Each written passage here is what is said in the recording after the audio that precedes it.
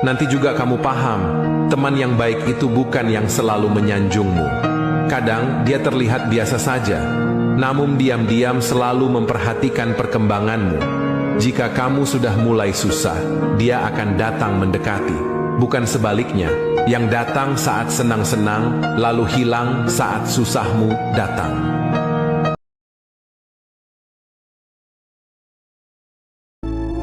Terkadang hidup terasa gelap, seolah tak ada cahaya di ujung jalan. Tapi disitulah keimanan diuji. Allah tak menjanjikan hidup tanpa ujian, tapi Dia menjanjikan kekuatan bagi yang bersabar. Badai bukan untuk menenggelamkanmu, tapi untuk mengajarkanmu berenang menuju harapan. Yakinlah, setelah hujan deras, pelangi akan datang. Dan Allah, Dia tak pernah meninggalkan hambanya.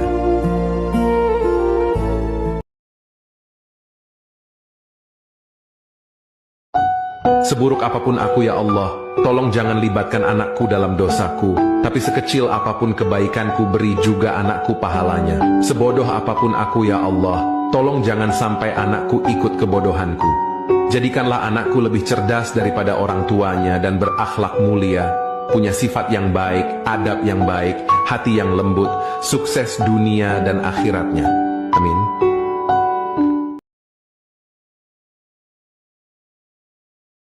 Ketidakpastian adalah bagian dari perjalanan hidup yang harus kita jalani.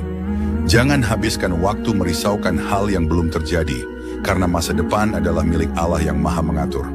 Fokuslah pada usaha dan tawakal, karena rezeki, jodoh, dan takdir sudah tertulis dengan sempurna. Apa yang tampak tak pasti bagi kita adalah rencana yang sudah jelas di sisi Allah. Jangan sandarkan hidupmu pada pundak yang bisa rapuh. Gantungkan harapanmu hanya pada Allah yang janjinya tak pernah tertukar. Inilah dua janji Rasulullah bagi umatnya yang menyibukkan dirinya dengan bersolawat, yang subscribe semoga rezekinya lancar. Yang pertama, Allah akan mengabulkan semua keinginan dan cita-citanya, serta jalan hidup dipenuhi keberkahan. Dan yang kedua, Allah akan mengampuni semua dosa-dosanya. Paling tragis itu, ketika hidupmu panjang tapi miskin amal, isilah harimu dengan amal soleh sebelum disapa ajal.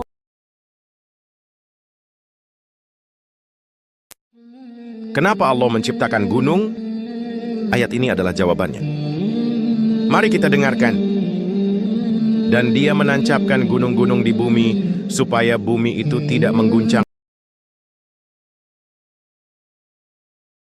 Kesuksesan bukan datang secara instan.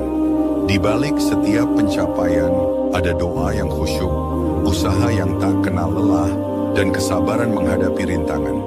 Jangan hanya iri pada hasil orang lain, tapi tanyakan pada diri sendiri. Sudahkah kita berusaha dengan sungguh-sungguh?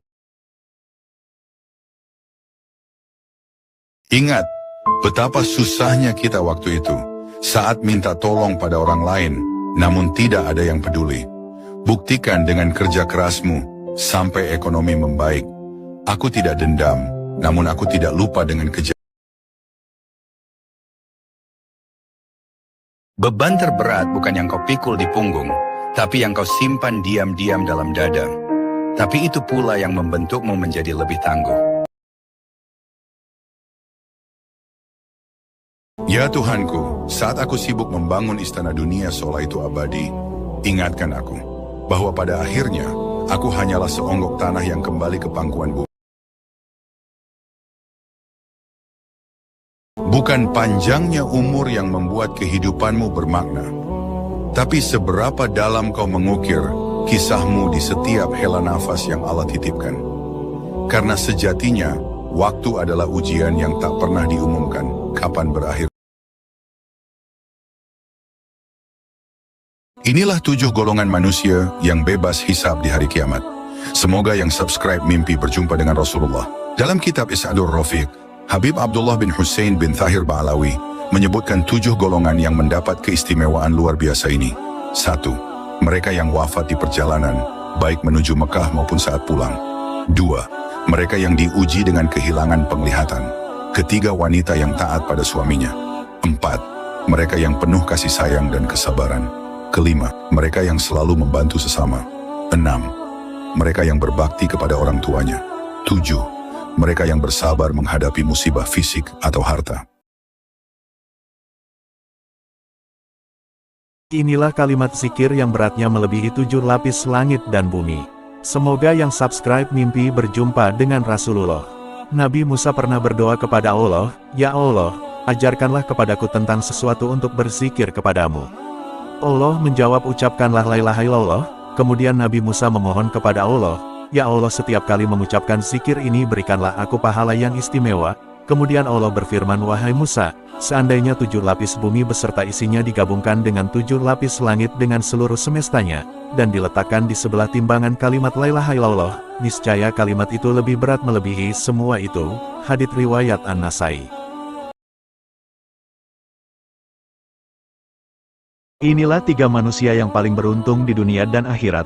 Semoga yang subscribe mimpi berjumpa dengan Rasulullah. Adapun 3 manusia yang paling beruntung di dunia dan akhirat, yaitu, pertama, mereka yang nafasnya telah berhenti namun pahalanya terus mengalir. Kedua, mereka yang menggunakan ilmu dan hartanya untuk kemaslahatan umat.